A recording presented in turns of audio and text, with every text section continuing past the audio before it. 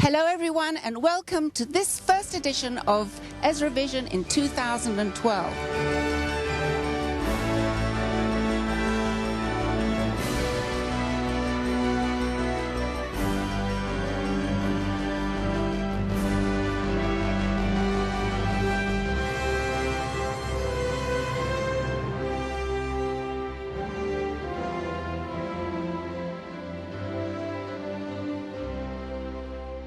We have a really full and varied program for you today. We'll be going from Jerusalem to Uganda with a few stops in between. But let's first start at this picturesque Raanana Park, which was the venue for the first wine festival that was held in the region.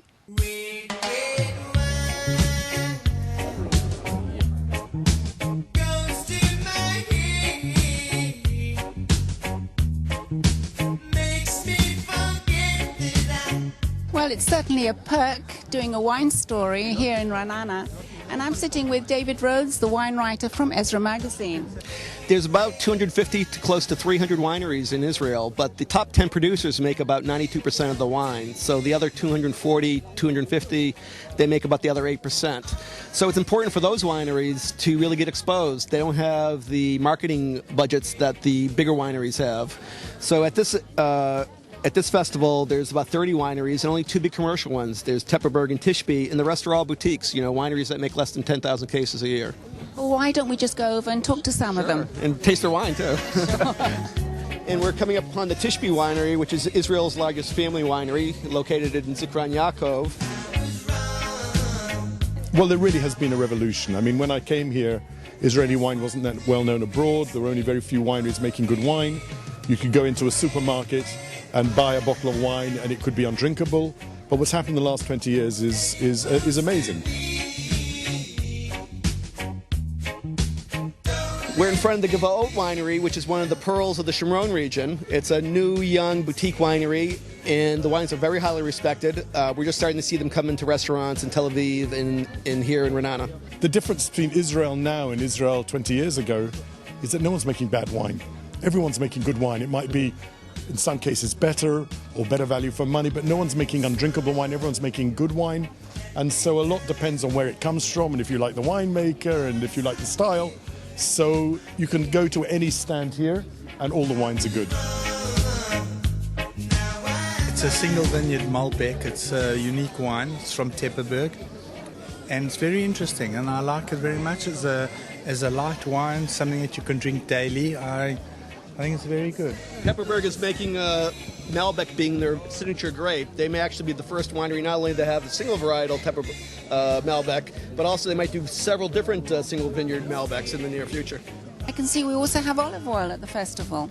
Yes, most wine festivals in Israel also feature gourmet olive oil.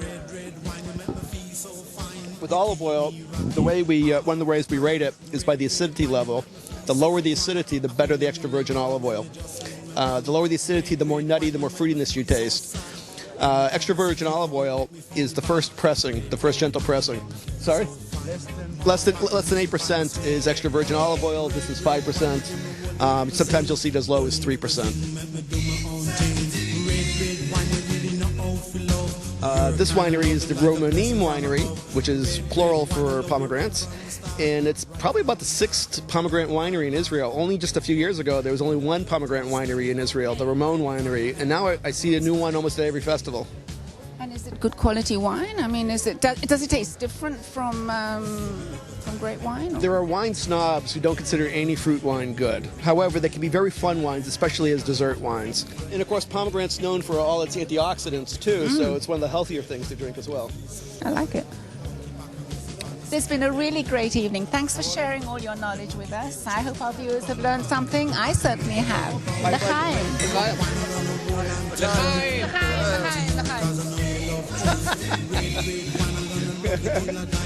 Love you till I die, and that's no lie.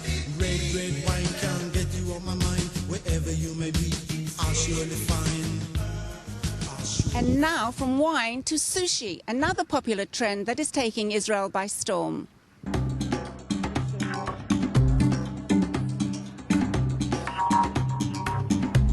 I've been in Japan and New York, and I think the sushi here in Tel Aviv is as good, maybe even better.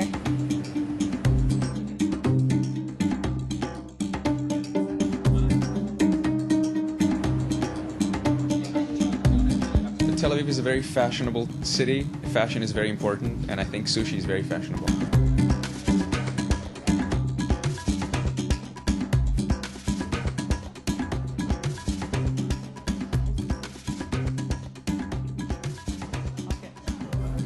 Now you can eat sushi at a whole bunch of different restaurants and eat any other cuisine that you want. You can eat it on the run. You can kind of get the super traditional, or you can get like really funky, more interesting sushi. Eel and cucumber, my favorite.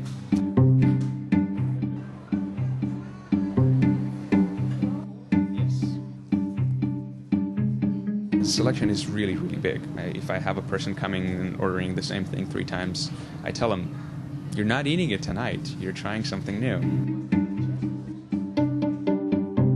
Everything is very mixed up, basically like Tel Aviv. Have a bit of everything in every roll.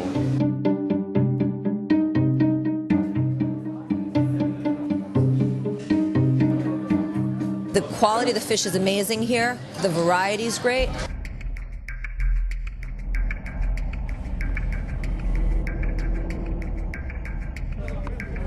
We have like sushi with a lot of flavor and a lot of ingredients for people that want that. We have a lot of clean and fresh, and we have a lot of classic Japanese sushi as well. 10 years ago, you could count the sushi places on one hand, and today there are hundreds.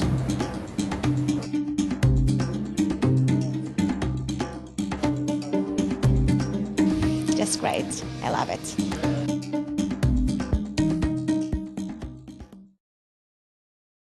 Over now to meet some heroes of the Middle Ages roaming around the old city of Jerusalem.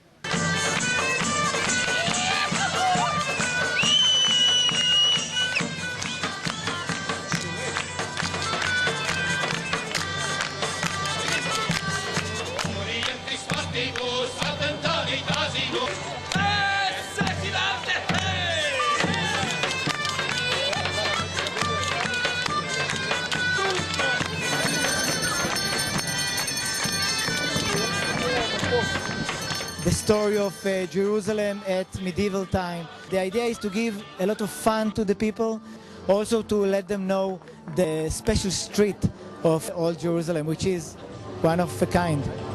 We came to see living history. It's fantastic. It's a surprise.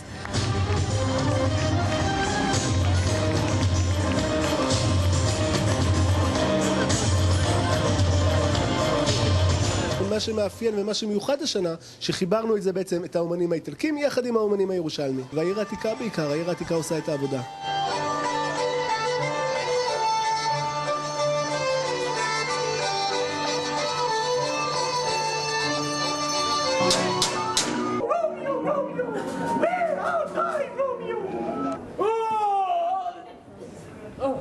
History is the basis of all the culture, and is the basis to dialogue, to open an intercultural dialogue between all the citizens of the world.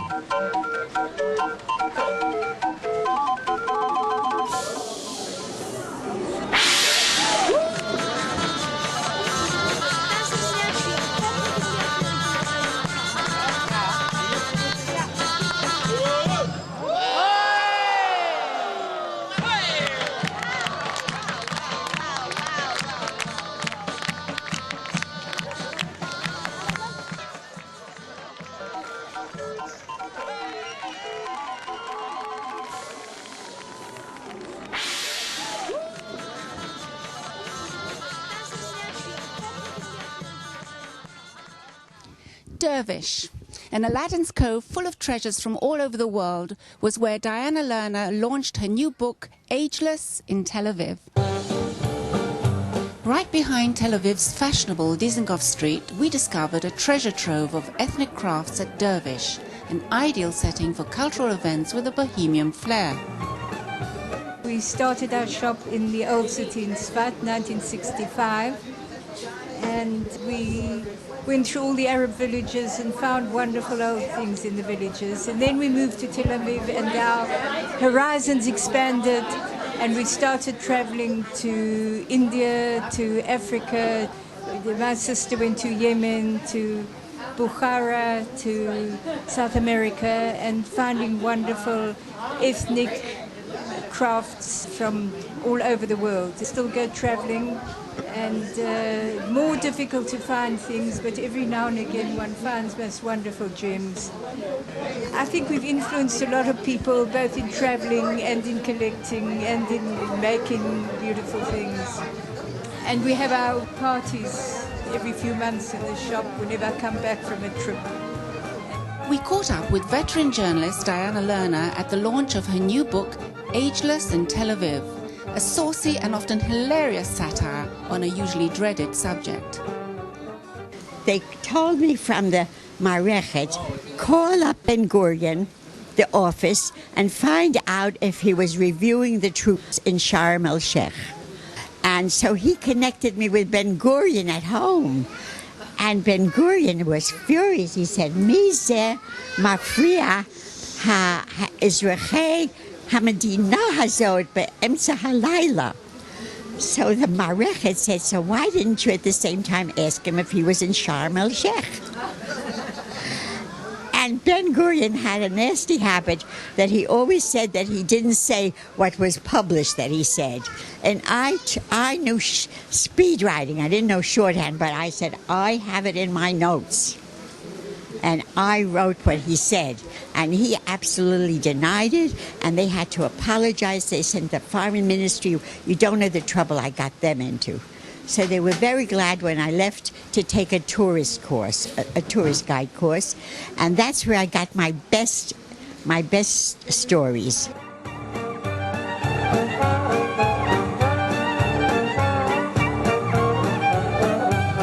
For a chance to meet Peter Jacob Maltz and join him on his journey through art.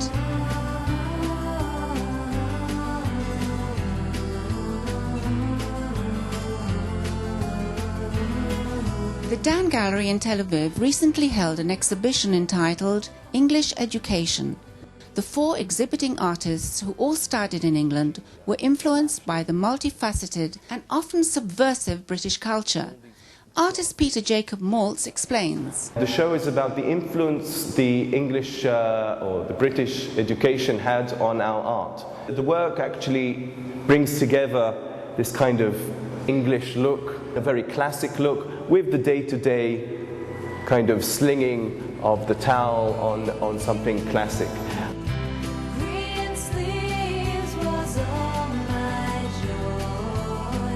The curator, Ravit Harari, thought it might be an interesting idea looking at the English culture from a distant way, from an Israeli point of view, the element of maybe the decadence of the 19th century, this kind of feeling of maybe something that's broken down, if it's the fragility of glass and mirror, or on a conceptual level maybe the idea of a shattered culture, a culture that's going through a change, that's kind of transformed into something else. Behind me are 2 pieces from a series of 4 pieces.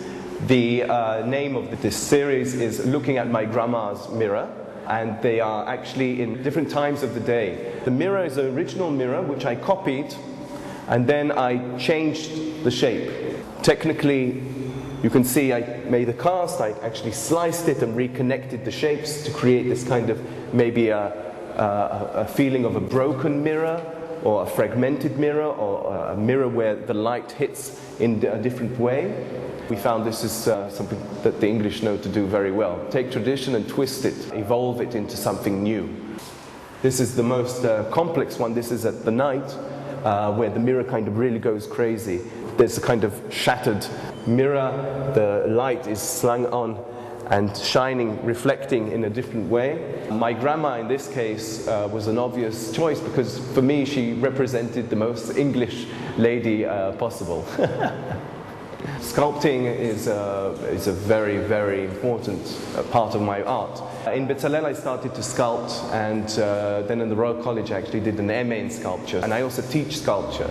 But in fact I also draw quite a lot, and I publish books with my drawings. I also write.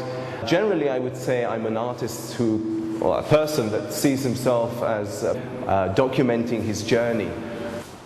English art, when it comes to sculpture, actually emphasized the idea of shape and form. If it's Henry Moore, for instance, who developed shapes, and this kind of tradition of sculpture has continued at least 100 years of the search for new shapes. And I'm continuation in some sense of this kind of exploration of shapes and forms.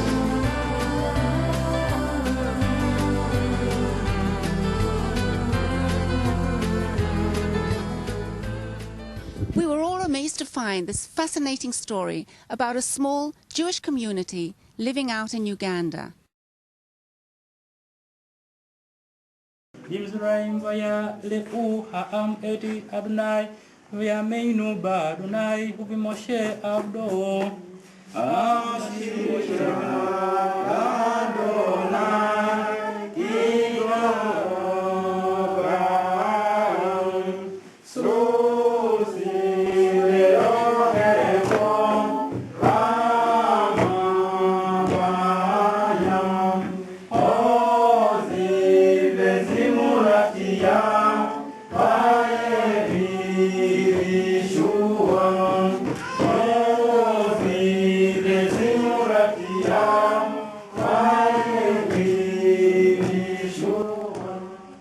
I set up Kippot for Hope in 2009 after spending Seder night with the Jews of Uganda. It was very clear to me how underprivileged they were. These people, our fellow Jews, live in mud and stick houses, have no electricity, no running water, and only eat the food that grows next to their homes. I saw the beautiful Kippot that they make and wanted to set up a market to help them sell their Kippot worldwide. I planned to work together with the community to implement various development projects which would be funded by the profits. I wanted these projects to be income generating and sustainable, as well, of course, meeting their basic human needs. So I contacted as many Jewish organisations, synagogues, youth groups, school magazines and newspapers as I could. I designed and built the Kippot for Hope website and hoped the word would spread. Since we started, we've sold over 1,800 Kippot. First we pay the families who make the Kippot, and then there is the community profit fund. So we not only provide extra income for families, which they use to send more of their children to school, buy medications, and give them a hand up rather than a handout. But there is also the long term. I don't want Kippot for Hope to be an initiative that simply gives money to this community. I want our profits to be used effectively in sustainable programs that can help this community long after Kippot sales have dried up. The pineapple plantation we planted cost £500 to start and will eventually earn the community almost £2,000 a year in pineapple sales. The solar power program we have most recently implemented to replace their primitive kerosene lights is not only beneficial for the environment and health, but the community will benefit from savings of over £500 a year that they had previously been spending on kerosene. There are so many other projects like this that we'd like to set up in the future. More agriculture programs, synagogue development and water projects are short and medium-term goals. In the long term, I'd love to establish both a health clinic and a Jewish primary school in the community. It's an incredible honour to be chosen for this award. Being so far away from the UK, I did not expect to be considered, but what I've done with Kippot for Hope has clearly had an impact on those that nominated me and the selection panel that chose me out of hundreds of other impressive nominees. I hope, as with everything else I've tried so far, that winning this award only goes on to increase and raise awareness for Kippot for Hope and the underprivileged Jewish community that we're trying to support. Thank you all so much.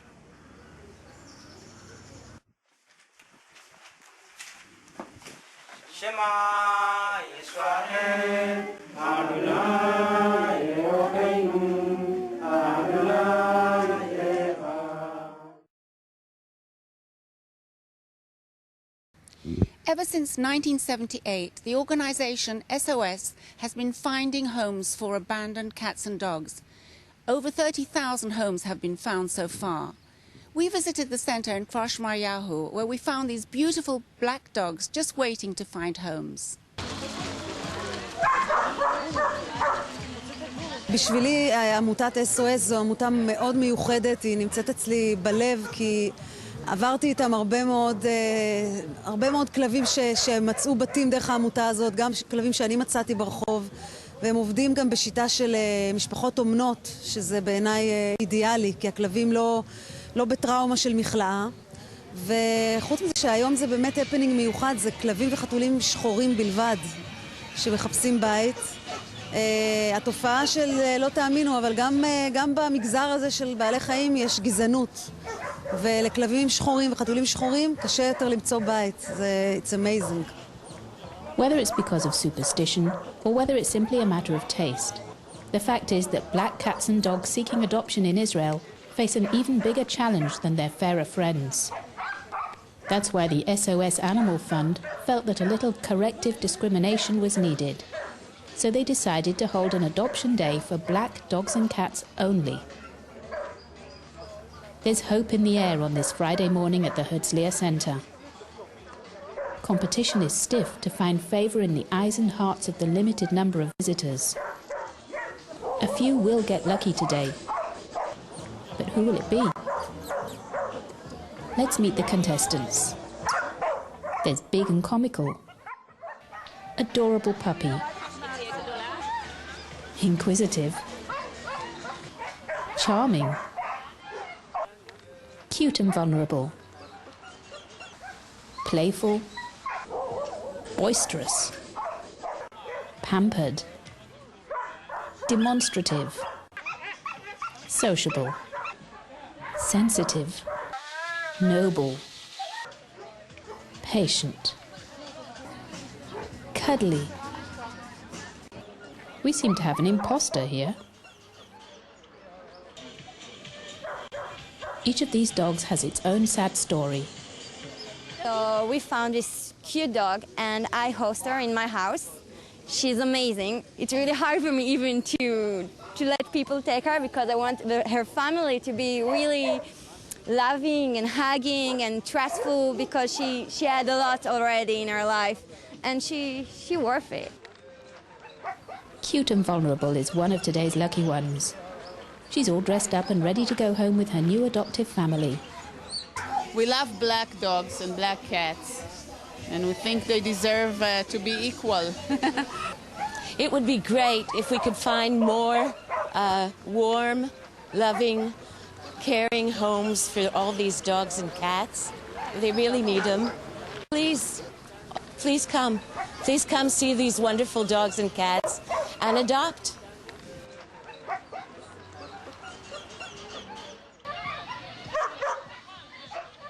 Hi, my name is Chana Kapel. I live in Gush Etzion. I've been living in Israel for about 25 years.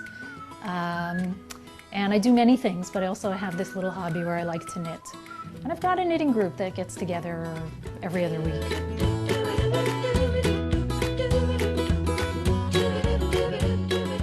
2-3 years ago, somebody said, why don't we do, some sort of charitable thing. Let's do something good. At some point, somebody turned to me and said, well, Hannah, you have a son in the Army. It would be very nice to do something for the Army. Why don't you check if there's something they need? So I got together my little group and we made 10 hats for his little unit in the Army. And then something really wild began to happen. First of all, other soldiers from other units started contacting me and said, we saw the hats and we'd really like to know if we could have some too. So I put a few notices out on the internet and it just exploded. It was like this mushroom effect. I don't know how to explain it. People started contacting me from all over the world, and using the pattern that I had written, they started knitting and sending me hats. I have my own shelf in the post office now. They've stopped sending me notices that I have packages there. I walk in, they say, Chana Kapel, here are the hats for soldiers. I pick them up, bring them home. It's amazing. I mean, people see me coming from the post office all the time in Efrat, and they're like, what, people are still sending you hats? Okay, so this hat is from London. This is from Ruth Feldman of Leeds. This is from Leah Miller of Ontario. Here's one with a little note. Hello, dear soldier. May God bless and keep you always. Carol Layton, USA. This project has been running for about 3.5 years. I would say we've distributed about 18,000 hats. One of the things I really like about this project is that it's a very small personal thing. It's the exact opposite of writing a check to a large organization. It's all about I make something and it goes to somebody who wears it on his head, and that personal connection is what really makes it.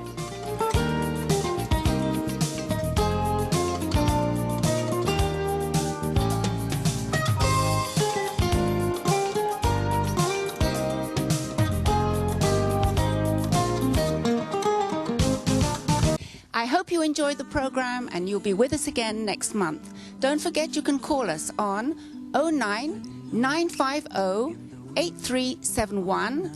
We also have a website. It's www.ezra.org.il. Happy 2012, everybody. May it be a happy year for us all. She could not let me go, but still I had to say goodbye. Butterfly, my butterfly, I'll come home to you one day. Butterfly, my butterfly, wait for me, don't fly away. Never fly in the heat of the sun. Fold your wings when the long day is done. Stay home and wait for me till I get back again, counting the minutes one by